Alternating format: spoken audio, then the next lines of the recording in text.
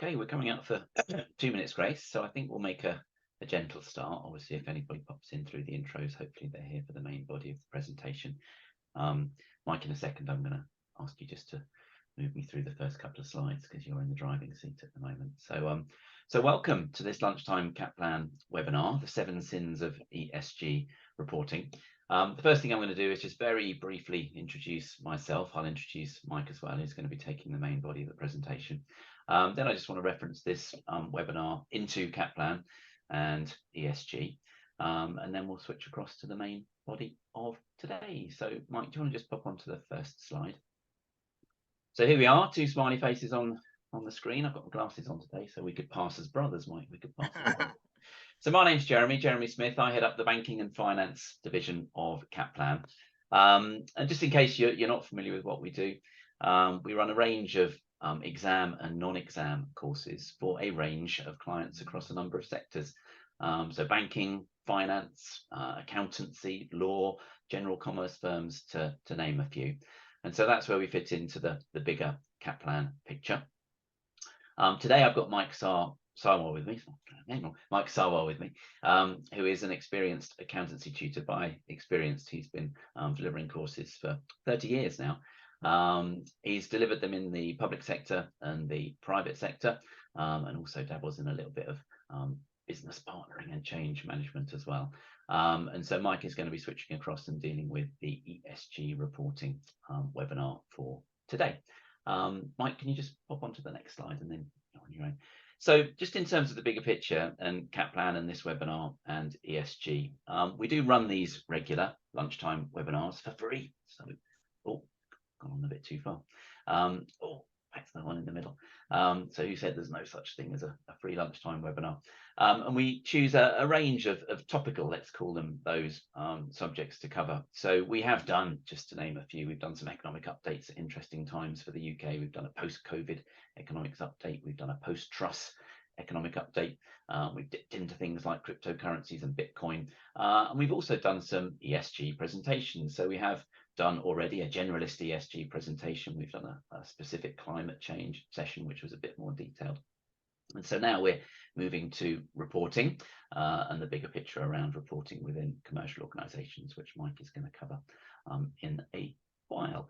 Now, in terms of Kaplan and ESG, I'm not sure whether you're aware, but CFA Institute do administer an exam in relation to ESG, which is the certificate in ESG investing.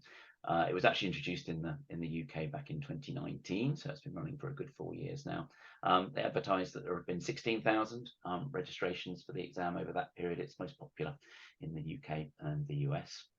And we do have a packaged up distance learning product for the certificate in ESG, and it's quite a good generalist qualification for broad general knowledge in terms of ESG, broad background. It's Ofqual level 4 if that means anything to you. And so if you do or are looking for you or your staff something to get you started really in ESG and give you a good grounding, then it's a great qualification to have a look at. And outside of that, we also run non-exam programs. So these would be tailored programs where they can be typically half days or days. We also run modular programs. We can run them online. We can run them face-to-face. And so these are where we have clients come to us with specific requirements, and we put courses together to meet those specific requirements. And so we do have a nice representation of qualification and non-qualification ESG-based courses at Kaplan. And so there is a QR code in the top right-hand corner of the slide. And so we are going to be sending the presentation out after the event, a recording of. So if you did want to get straight to our website and see the ESG information, a bit more detail, then you can actually just scan the QR code and it will take you straight there. So that's the ESG element, I suppose, of the wider Kaplan outside of this webinar. Now, in terms of today, let me just briefly introduce what we're going to be doing. So I'm going to hand over to Mike fairly swiftly. We're looking to run the presentation for around about 30 to 40 minutes. During the presentation, please do ask questions. And so sometimes with these things, they get kind of stored up until the end. But Mike is quite keen that you kind of raise your questions, satisfy your curiosity as we go along. And the medium for that is going to be the chat panel. So if you haven't already, please do open up the chat panel. Mike will be asking for your opinions, asking for answers to questions. And so, you know, fastest fingers first, do get involved. Do type some contributions and messages into the chat panel, and Mike will pick those up as you go along. So please don't feel, I guess is the message, that you've got to wait until the end. So please do drop any questions in as they arise.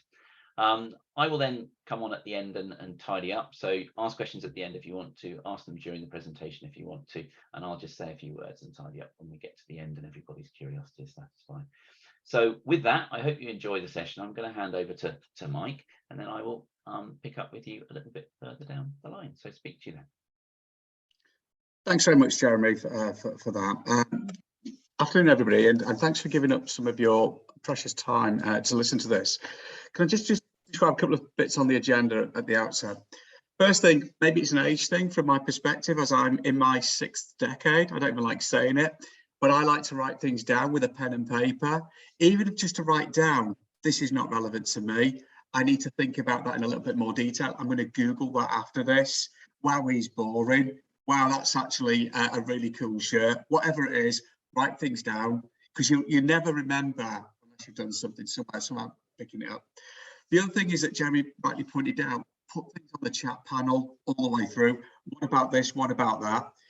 Weirdly, we might not have all the answers, and I think that's quite an important thing to engage with and appreciate. Having good questions is the key to getting good answers. The better the question, the better the answer in the longer term. So don't see it as a negative, see it as a starter for 10.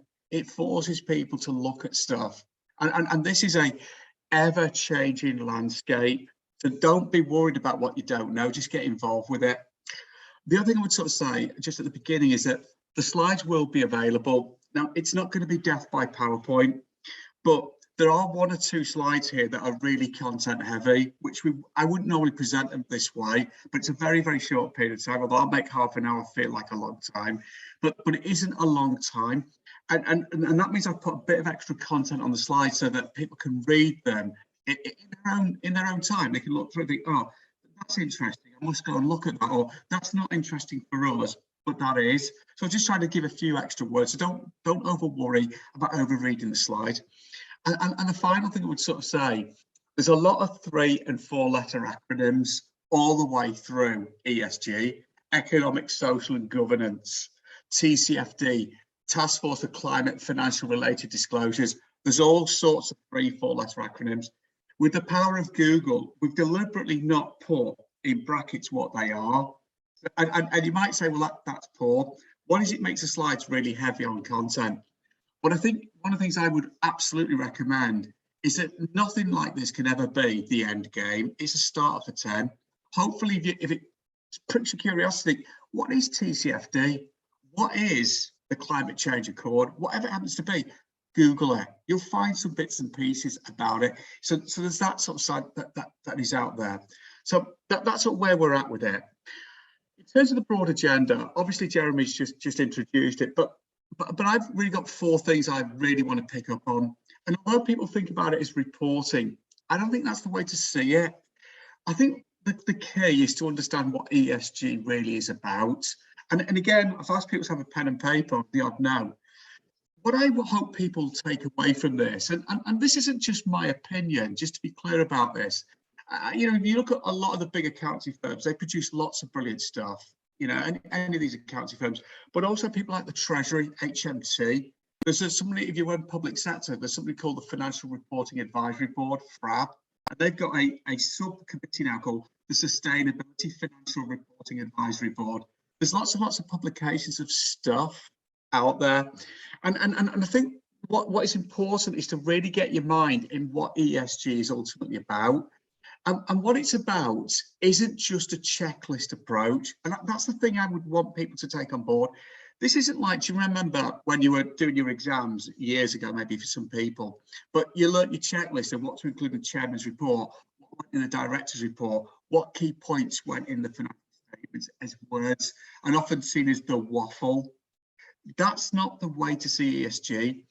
ESG is a chance to have a rethink about the business and the reporting systems required to run the business. It's a rethink. And if you move away from the checklist and think about, if I had a blank piece of paper, what sorts of things do I need to run this business effectively? That's really where to go with it.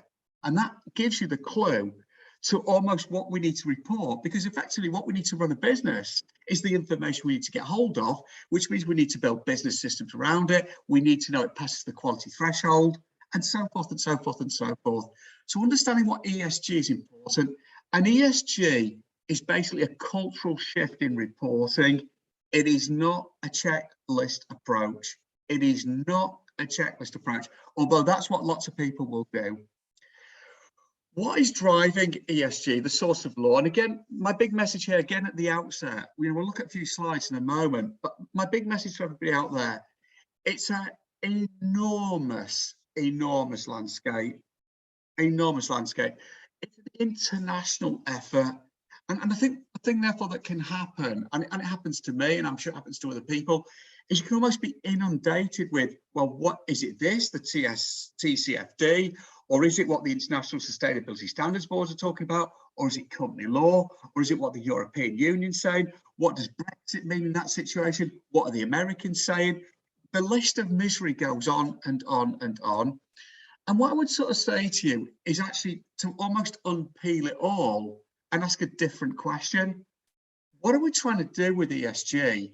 We're just trying to make sure that businesses that exist today will exist in 5 years' time, will exist in 10 years' time, will exist in 20 years' time, will exist in 30 years' time. You sort of get the mathematical progression. That will exist in perpetuity. And that means that essentially they've got to be sustainable. And people tend to think sustainable, that you're always talking about the environment. It's not just that. You've got to have a reputation that's sustained. You've got to have a product, a service that's sustained. You've got to have an employment workforce that's sustained. And obviously there are environmental issues. But I think, again, what we need to think about, what is the starting point? It is fundamentally, why do businesses and organisations exist? To deliver something today and hopefully tomorrow and in perpetuity. We'll then look at where it fits in an organisation's core strategy. And I think, again, this really goes back to my first point about what is ESG. What a lot of people are going to do with ESG, I guarantee it, it's happening already, but it will happen over the years to come. It'll become a lip service game, a checklist of, have we got one of those? Have we done that? Have we got that disclosure? I'm not knocking this, just to be really clear, I'm not trying to knock it, but that's not what ESG is trying to get to. The underlying philosophy, the genesis of the idea behind ESG, how do we look at organizations and make them the most sustainable with the finite resources that we have in our organization and within the planet and on the planet itself? That's really what it's about. And therefore, ESG cannot be something that's almost a subset of the business strategy. It should be integrated with it. And the way that I would always think about it, if we've got any biologists on this call or so forth, it's like DNA. It's almost a double helix. We've got the underlying business strategy and the ESG strategy, and they should effectively fuse. They aren't mutually exclusive. They are part of the same organizational activities. And again, one of the things I would say to you that will happen, and I'm giving the clues to most of the presentation here or where it will go, but one of the things that will happen undoubtedly in organizations is because this sort of checklist approach pervades, what do we have to disclose in terms of wastewater? What do we have to disclose in terms of greenhouse gas emissions? What do we have to disclose in terms of diversity policy? It'll become, well, I've got one of those, I've got one of those, I've got one of those, and I've done these things, and I've done these things. And it's not really embedded within the strategy. And that's a failure to understand what ESG is trying to achieve. And I honestly, I recommend just go and Google one of the top accountancy firms, ESG thoughts. If I mention one, it will sound like I'm somehow trying to market them. I'm not. They're not the only place to go, but they publish lots of stuff. And pretty much, I've looked at all of them, or a lot of them, they all start with the same line because it's the right line. This is a chance to rethink and reevaluate how a business operates. And in a lot of ways, it's saying nothing new, in my personal opinion. What are the potential pitfalls? I've already, we've marketed this as 7 sins, just seemed a bit of a catchy slogan. But for me, the pitfall is really, or the pitfalls are really straightforward. It ultimately becomes something that's disjointed, disattached, almost an appendix to the running of the business. It shouldn't look like that. I remember, you know, as an old person, years and years ago, human resources wasn't called human resources, it was called personnel. And all that really meant, and I'm not trying to be dismissive about this, but to a large degree, it was just complying with the people who've been put on the payroll and so forth correctly. Now, I know that's a bit simplistic, but it was very operational. But what has happened almost within this ESG culture is that even the name got changed to human resources. People are a huge resource. And then suddenly people start to think about learning and development. People start to think about workplace practices. People start to think about mental well-being. People start to think about progression and succession planning. All of these things, if you think about it, it's not just compliance with employment law. They've made businesses thrive, not just survive, but thrive. And even just changing names and language, and then HR suddenly becoming a deeply enshrined part of the running of a business at a corporate strategic level, that's the driver. And so the big pitfall, and I'll split into 6 or 7 things, but the big pitfall is that it just becomes almost the poor relation of the business. So that's sort of the journey that we're going to take. So, have you got any questions?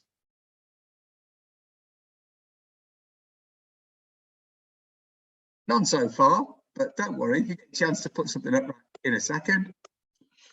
I've got a question then, to put it on the chat box. As Jeremy rightly said, the more we get on the chat box, the better. A, it proves that you can hear, which is always useful, but B, it proves that you want to say something, and that's important. I can tell you right now, I don't have all the answers. Some people would say you've got none, Mike. I certainly don't have all of them. And I can just tell you, when you look around, I've tried to filter and distill all the stuff that's out there on ESG to bring it out.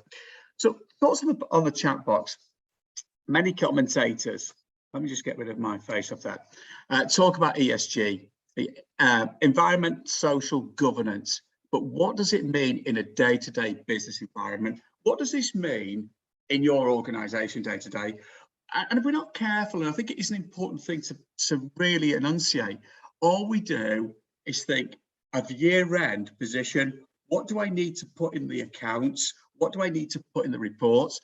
I would rather people thought about reporting in terms of day-to-day and not in terms of statutory reports, but the day-to-day reports. Oh, we've got our first comment in the chat panel. Hopefully it's, whoops.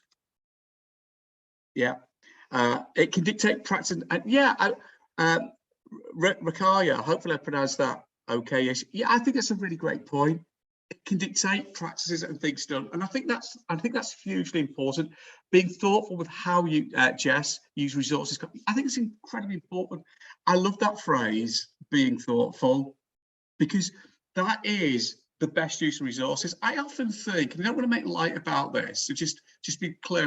You know, if you say a car manufacturer and you've got leather seats in your car, something has had to give up its right to live for those seats to exist.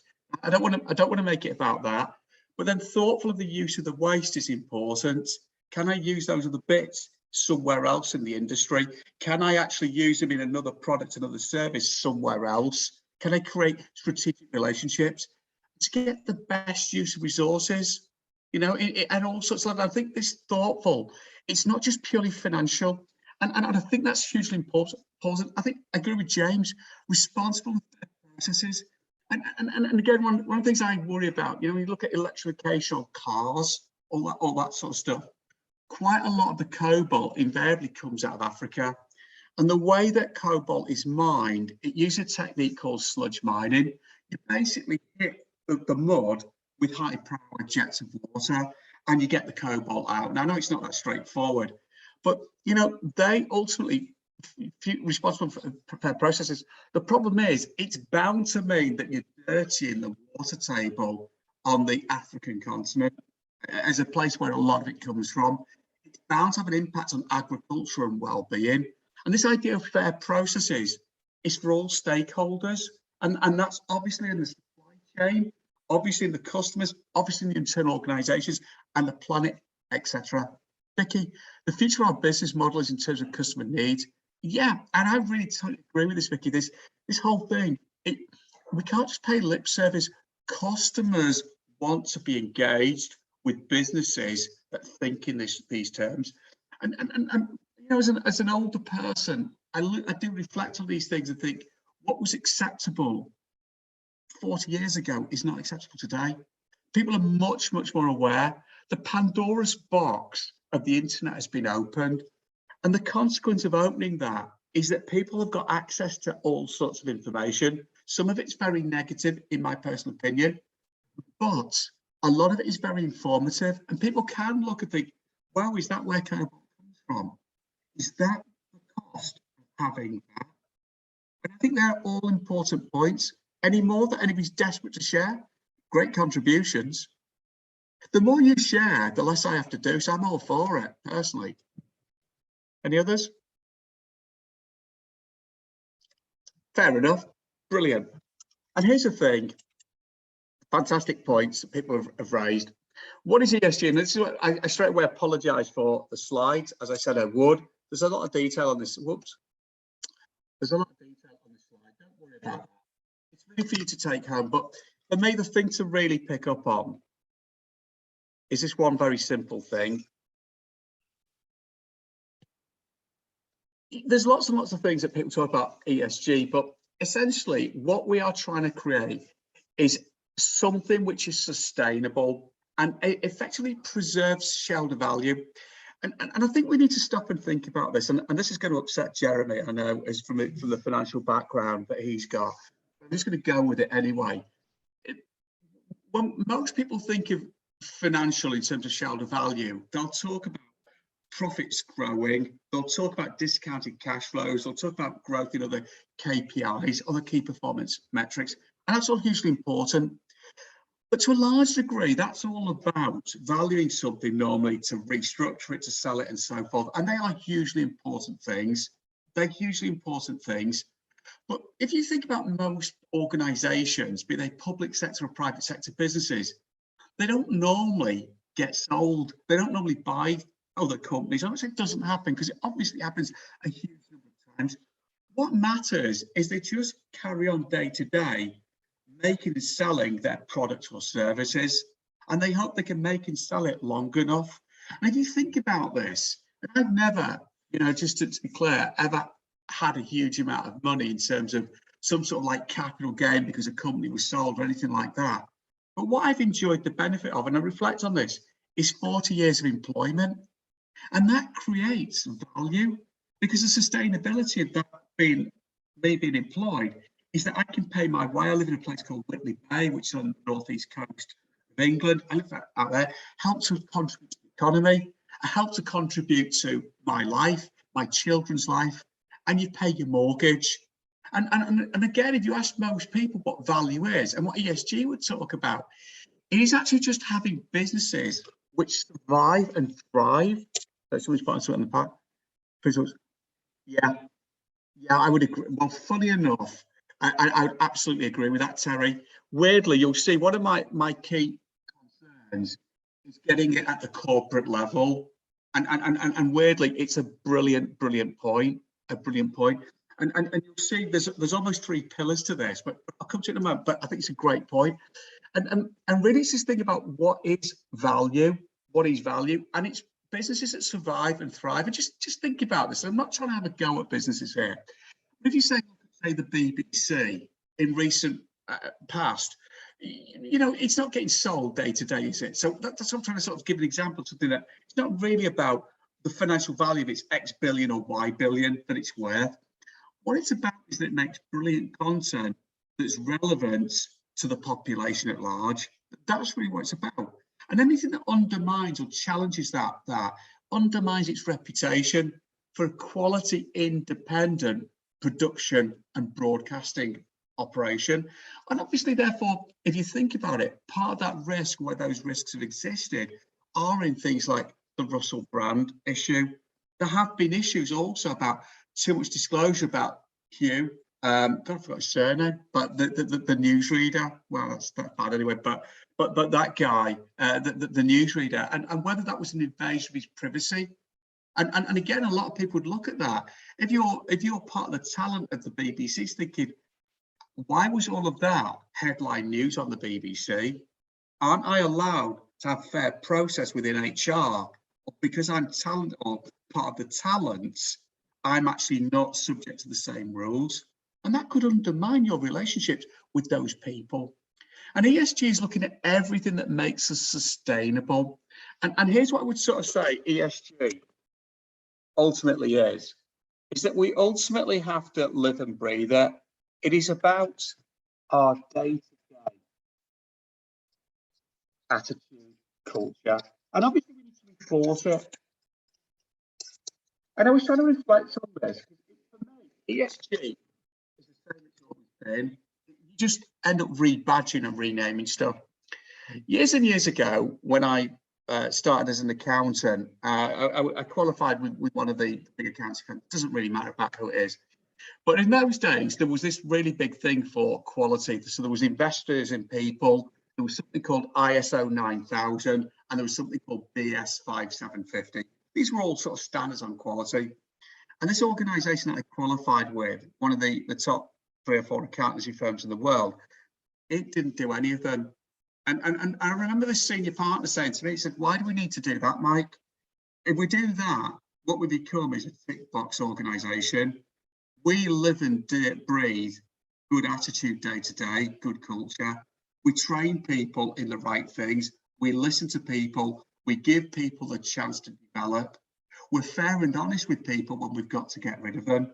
We're objective. We assess skills. Say, look, you know what this system is. It's a broad base, but only a few people make partnership. And every year we assess. We're clear, we're honest, we're fair. You may agree or disagree with it, but here's what I would sort of say. That's what ESG is about. It's not a paper trail, it's day-to-day efforts. Now, obviously that will develop its own accounting systems to track that you are doing these things. Fantastic. The question then is, does ESG form part of an organization's core strategy? Yes or no? We'll hope we get a few answers to that pretty quickly. And if so, what are the issues that may need to be addressed? If this is part of your core strategy, Terry's already answered one of those things, which I totally agree with him, actually. So somebody's already answered that part of it. But does it form part of an organization's core strategy? Yes or no? You know, I'll tell you, if you read around where the consensus view is, that doesn't mean to say there isn't a dissenting view, but where the consensus is. And what issues need to be addressed? Any thoughts?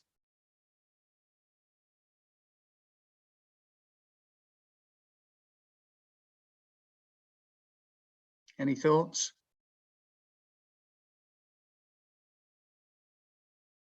Give people a minute.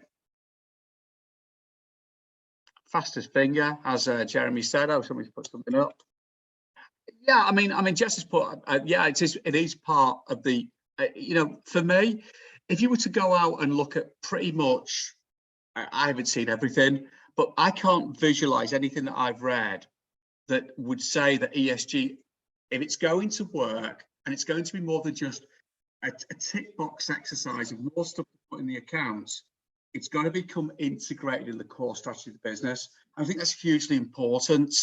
I think it's hugely important. And so the answer to that first question is probably yes. I think when you look at what companies are saying, that's the way they're going with it. I totally agree with Vicky's point. Whoops. In terms of it takes a long time to change culture. I agree. And I think that's a hugely important point that Vicky makes. Because it will take time. The way I always think you have to look at these things, it's like if somebody says getting rich, the chances are you won't get rich by filling in a lottery ticket because most people won't win. Most people get wealthier comparatively just by changing things day to day. And then over enough years, you've sort of saved enough in a pension fund. Over enough years, you've sort of paid your mortgage off. Over enough years, you've sort of got enough to survive. That's the sort of thing. And for me, any strategic investment that's core, it will take time. It will take time. So I totally agree with that. I agree, Amy. Senior leadership team, acceptance and understanding. For me, one of the key problems will be getting leaders to buy it. And unless they ultimately buy it, it never works. You know what it's like? If you don't get the board of directors to agree something, it never really gets the gravitas of being that important. It's almost somebody's, oh, well, you give them that to do because you can't think of anything else for them to do. It's almost a sideways move. And for me, it has to integrate. And again, when you read pretty much every commentator's point, is that if we're going to make this reporting effective, it needs senior leadership opinion, support. I think you're totally right, Terry. You need to illustrate value and delivery to strategy. I think that's incredibly important. And again, that becomes another level of this, very much just a chit chat about this stuff. But for me, that means we should always go for the low hanging fruit, the wins that we can show people work, that work and work well. I totally agree with you. I'm just making sure I've answered everybody's out there. And I think, yeah, Jess, the younger generation seem to have accepted it quicker. I think that's actually true. It's always those tricky conversations to handle, isn't it? That almost, I see it with my children. My daughters are 30 and 27, but I find that when they talk about stuff, they are much more flexible than I am. And I've always thought myself as quite flexible, but I do think, yeah, but then you are 3 decades older. So it is ultimately going to take time. And I think that's something we need to see as ESG reporting, is that one of the big wins has got nothing to do with what's in the accounts.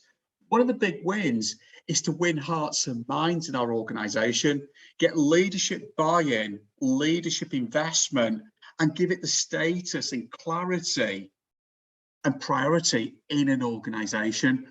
Otherwise, it will always be, what do we have to do in order to comply? And it won't be part of the business. So ultimately, we have to address those things. Fantastic. I've listed it, and again, reached on the slide, so it's not really about that. But really, when you look at this, just to pick one or two up very briefly, materiality is a really, really key idea. And in ESG reporting, we can't just think of financial. So we've now got to get people to think in materiality in different ways. So materiality for the BBC, reputational risks of your stars, things going wrong. Materiality in terms of you're somebody like, I don't know, BMW, Mercedes making electric cars.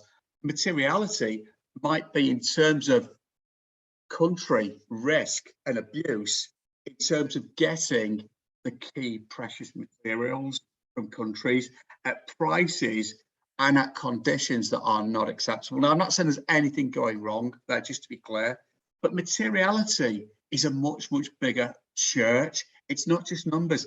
Materiality, if you're a utility company like a water company, it's not just like the financial costs of things, it's the consequence of your behaviors. I mean, I don't want to start sticking the boot in on organizations, but what we need people to really buy into is, what is it that we think matters when we run a business? And it's much, much wider. You almost think about it. It's almost asking a much deeper, profound question. What are all the big things that, if we keep getting right, means that our business keeps thriving? That's the thing. Materiality, succession planning, that we've got the right talent coming through, and that we don't differentiate on people because they don't talk like us, they don't look like us. Now, I know there's less of that out there, but there's still a lot of it out there. And again, ESG needs that shift in mindset, and we need to look and get the most talented, capable people. We need to link it fundamentally to what we're trying to achieve in our business, and it needs to be linked to the strategy. And we need to think about these things. And the thing about this, and I think it is important, it means that we need to look at ultimately what drives everything is the need to be successful in what we're about. And just to put one out that's really controversial, and no government has ever said this, just to be clear, but just to put it out there. There is a reality, if you were to look at from a government, a broader point in the UK, we're growing older people at a quicker rate than we're growing younger people. So the older growing at a greater rate, of which I'm part of, than the younger, which means there'll be fewer working people to support older people. And so an ESG issue, is it sustainable then to tax young to support old? That's the question. It has no easy answers, but it is a material issue. And that then needs to be strategically aligned with what your country's expectations might be. Now, I agree with whoever said it on the chat panel. Different ages might have a different view on that. My children personally don't believe there'll be a pension available for them when they get to my age. Now, I'm not yet a pensioner, but in the next 7 years I will be. I don't know what I think about that. They don't think it'll be there. But people of my age think that it should be there and they're entitled to it. So you've got a conversation there. And again, that strategic alignment might be the whole area. This is a material issue. And strategically, we might need to consider means testing something like the pension scheme, but for everybody, it shouldn't just be a universal benefit. Nobody has said that. Just to be clear, and I'm not saying I think that's a good idea. What I'm saying that ESG, it isn't checklist. It's thinking, what are the significant issues? What does this mean to my business, my activity over the next 5 years, 10 years, 15 years, 20 years? And if you think of governments, they need to look in terms of decades ahead. You need, Terry said this, I think Vicky said it, and a couple of other people, apologies, can't reference all the names who said it, but board oversight. If we don't get board support, it's dead in the water, in my personal opinion. You don't make chief exec, finance director, managing director, those sorts of grades in an organization by A, being average, and B, not being listened to and followed. So if we can get those people to really buy it at a board level, they'll understand and articulate how that fits with the corporate strategy to their shareholders, to their bankers, to their employees, to their suppliers, to their customers. They will do that, but they'll also then communicate in a way which is effective in the organization so that individuals in the organization buy the approach. That's the key point. And that will drive the initiatives and policies. That will automatically drive ways to measure it, and that's what will build the reporting, things that we need to measure, and therefore things that we need to monitor. So it all goes down thinking, what's important to us? How does this build up into our strategy? How do we get the board to agree to it? If we can do that with an ESG, the thing can work.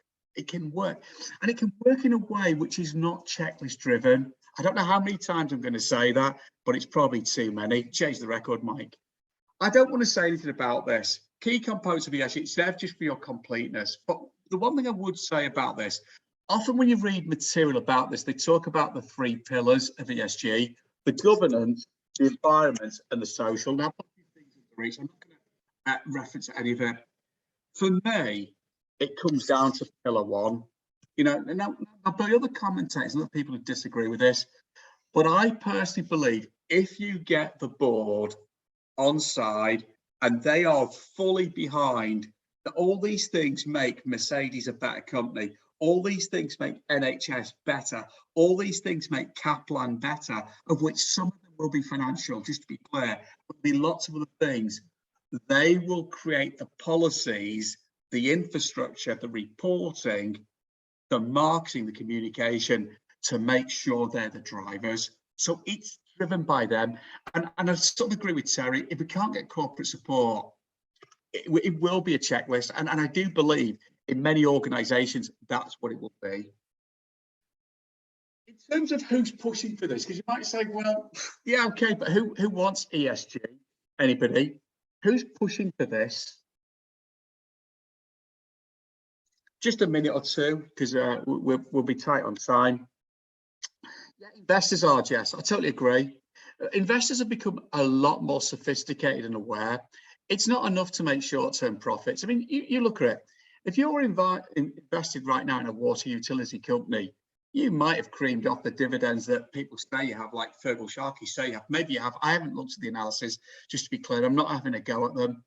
But the truth of the matter is that investors are now much more concerned about, yeah, but is it sustainable? If the underlying infrastructure is creaking, if regulators get tight on this, and if customers really quite unacceptable. Local governments and policy setters, absolutely, they're looking at these things. You know, I mean, so we have got essentially the infrastructure of our countries, of our local authorities, they're looking at these things. Absolutely. One more. Give people 10 seconds, or you want to just put something out there? No more, fair enough. What I would sort of say, and there's 2 slides on this, but the key point to take about the slides, the 2 slides, it's just everybody. Somebody's put what, apologies, somebody's put on the firms, yeah. It is everybody out there. And I've just put a few out then. There's a lot of stuff out here, but I just referenced Larry Fink first. And Larry Fink set up a company called BlackRock. He's the CEO of it. I think he set it up with 6 founding partners years and years ago. But Larry Fink is a multi-billionaire. So I don't know if it's just dollar billions or pound billions, but he's worth a few quid. And his business investing companies, they take strategic positions in organizations, long-term investors, as opposed to just buy it and flip it. Now they do a bit of that as well, but it's much more strategic. And therefore, he's a man in a position of knowledge. He's also a man in a position of delivering. I reckon if you've created billions of dollars for yourself in your own life from nothing, you should be listened to, you know, and probably slightly envied. And what he said, within the next 5 years, all investors will measure a company's impact, society, government, and the environment to determine its worth. It's not to say that things like dividend valuation models and cash flows and all the rest of it won't apply. It's that people will look at the broader picture, and these things won't just be ignored. They have to be built and delivered within the strategy. There are other places out there. Sorry, somebody's put something on the chat panel to the screen. Oh, right, okay. Thanks for that. Just a comment about the sound. Thanks, Jeremy. I'll not move so much. When we look around, you've got the United Nations Sustainability Development Goals. We've got obviously all of these sorts of inequalities, Black Lives Matters, Me Too movements and so forth. COVID-19, you get this phrase, it's been, I think, been adopted in the internet by extreme views, the Great Reset.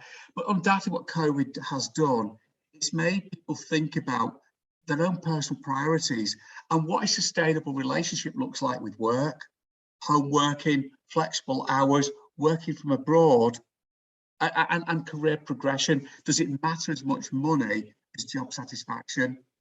There's also the TCFD, the Task Force for Climate and Financial Related Disclosures, the Paris Agreement, and climate change is driving lots and lots of conversations. So there's lots of people out there talking, and these are just a few.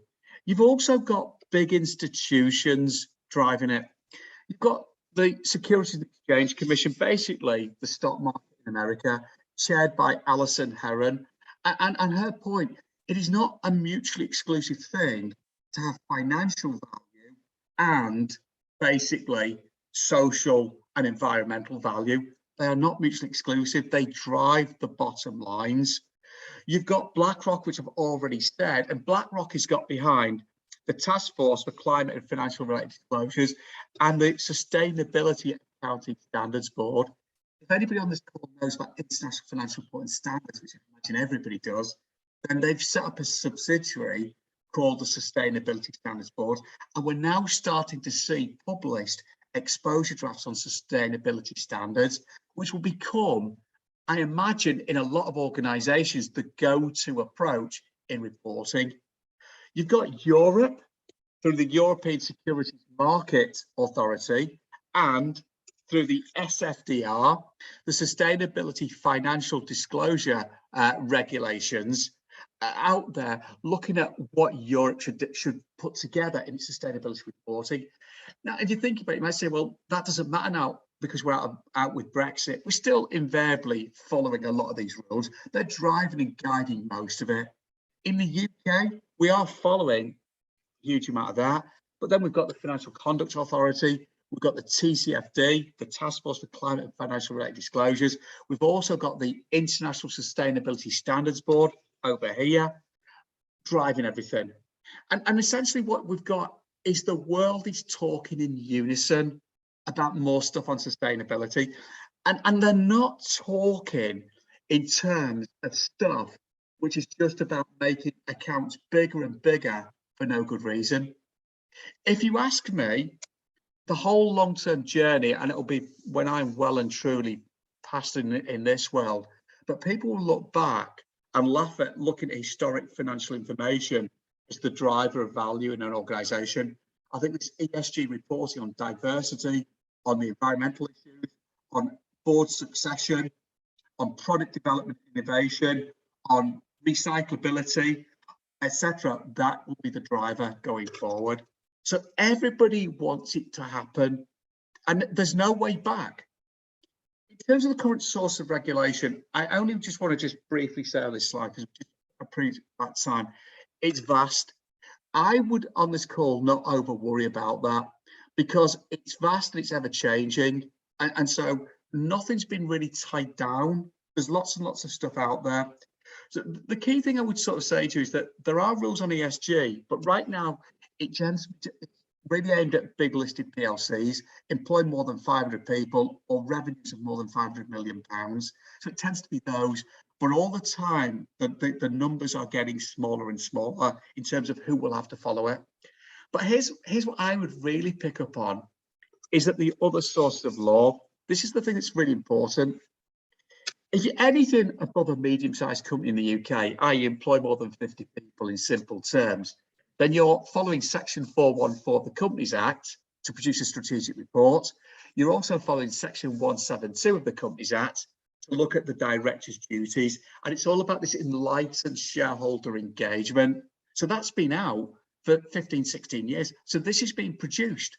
And within that, most people then are disclosing, if it's important to them, stuff on wastewater emissions, wastewater utilization, things on sort of carbon emissions. We're already putting those things in.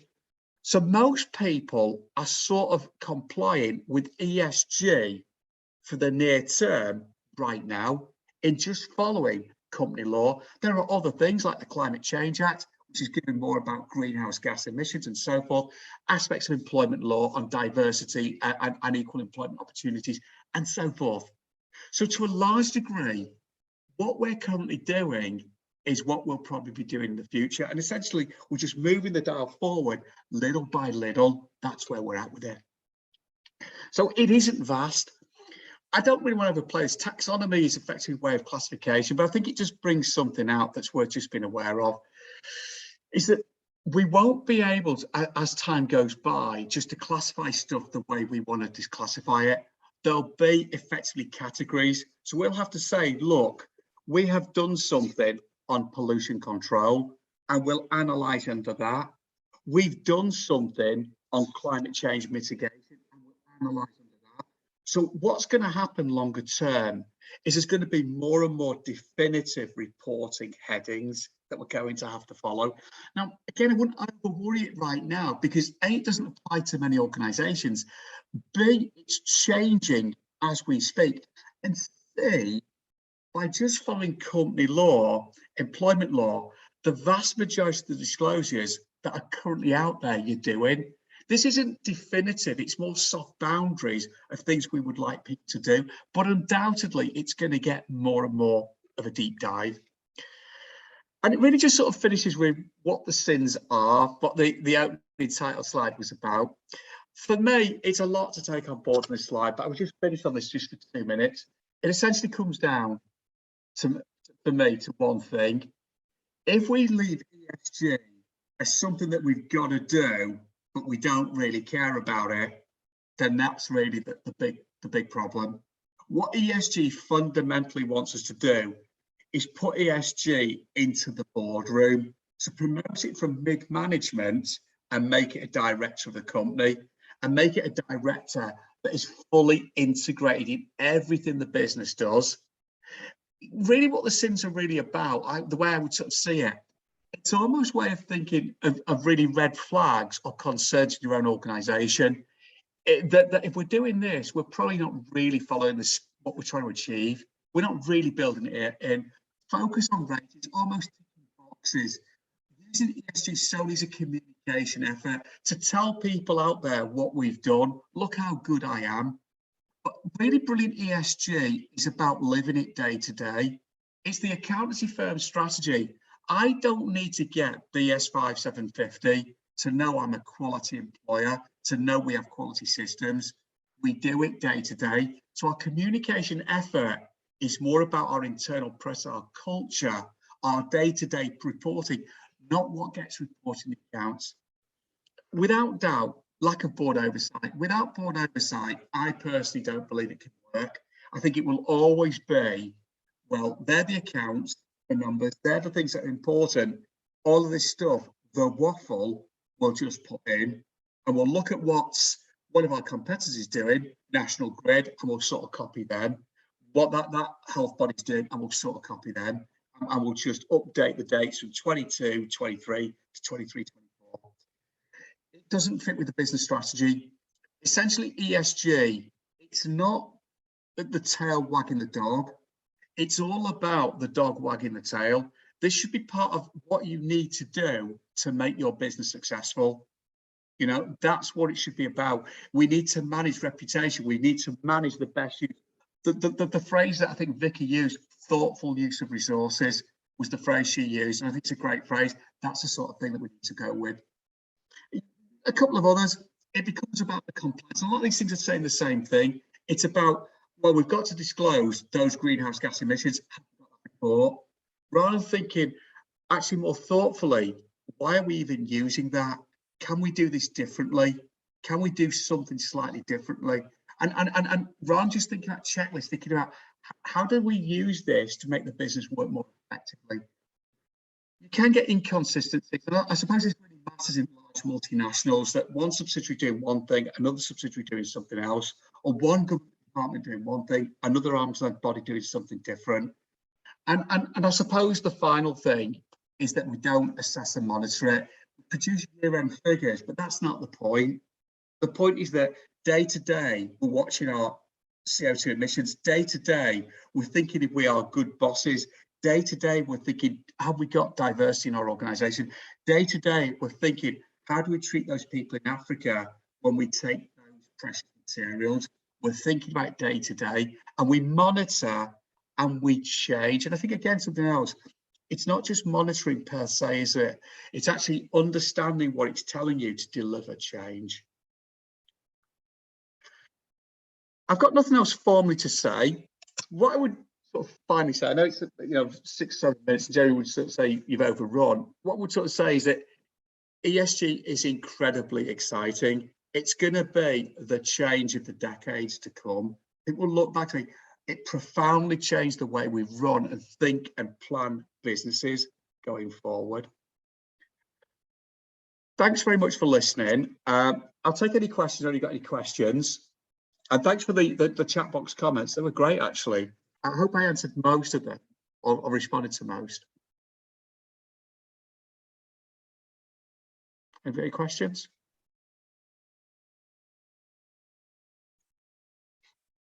Let's get together as an experience with someone in 6 decades. I think I said, yeah. What do you think of the biggest challenge for the financial? That's a really great point. To be fair, that there's lots of challenges out there, isn't there? In terms of from an ESG point of view, it is allocation of capital, isn't it? It is going to be allocation of capital and looking at quantification of all of the risks carefully. And not just the financial risk, the reputational risks, the impact that can have on your customers. People can lose confidence with your brand. Look at Russell Brand. If anybody's investing financially, it undoubtedly has high audience participation. But as soon as this sort of issue came out about his background, all of the business suddenly disappeared. So we need to recognise that, probably from a financial point of view, we need to think carefully about these other risks. And because of the internet, just communication and communication at the speed of light, people get to know about a lot of stuff quickly and judge, and you can lose business incredibly quickly. So I would say the failure to identify risks in the client portfolio is going to be a big issue. And I would go back to Larry Fink. That's his view, and he's a billionaire.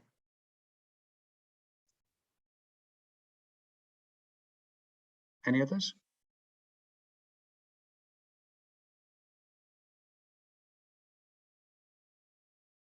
I think over to you, Jeremy. Lovely. Thanks, Mike. Thanks. Just for the record, I was going to say your timing was impeccable, by the way, and I wasn't offended by any of the statements that you made, so I just thought I'd get that out on the recording.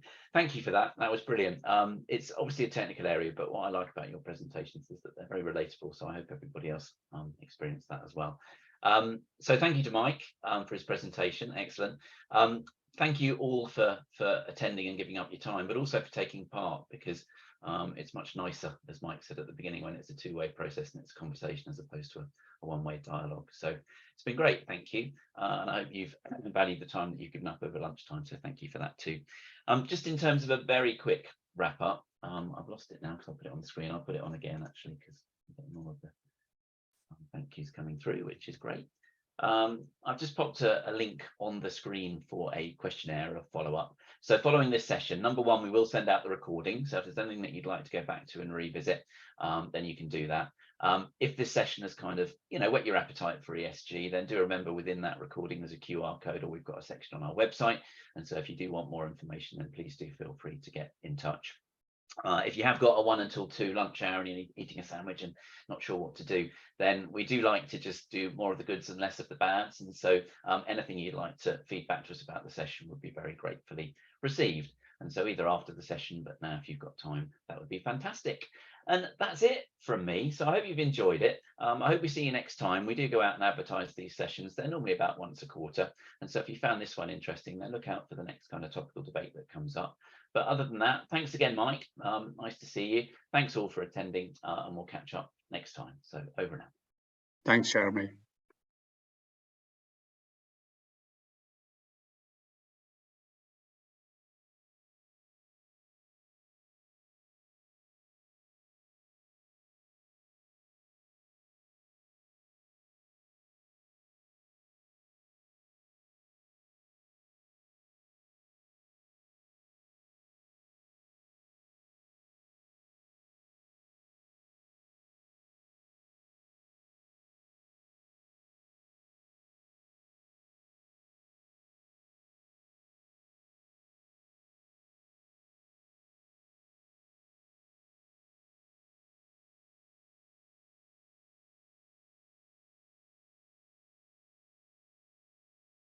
If you're still on the call, Stefan, for me, it's about asking the really good questions around obvious things about board planning, board learning and development, succession planning of people, how you identify talent, how you nurture talent.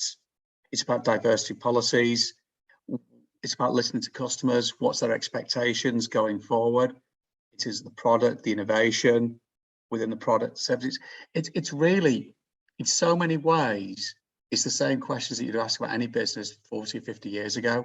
I think what ESG doesn't really change anything, but it forces, I think good organizations have always asked the right questions.